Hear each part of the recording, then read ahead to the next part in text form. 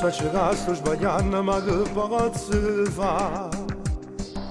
Sono innamorato di sta femmina e la verità. Mi è divorziata già un anno ma non me ne importa. Affronto il mondo che è la vita mia. E se diga che sbaglia perché io so già che il mio marito è un frate non do perdono. Pure se ormai sei spartuto tu sei più guaglione. Cerchiamo di capire, tu mi sei farata.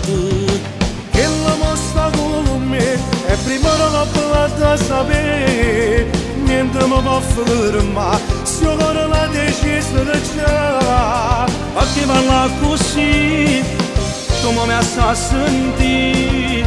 A che la ti ascolta te non figlia in suo padre. In un momento paura nessuno tu sai.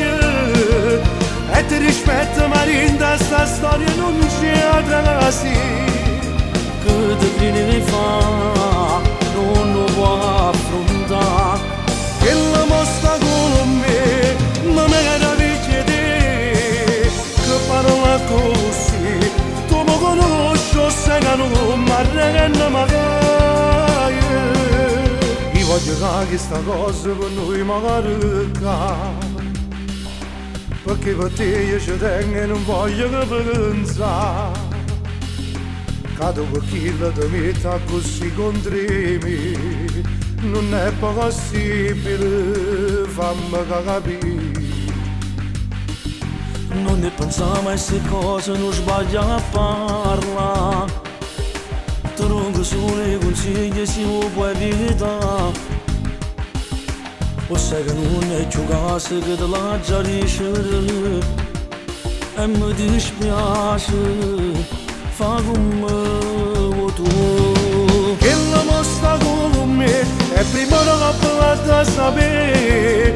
Niente mi può fermare se io corro la decisione già. Ma che parla così tu mi sa sentire.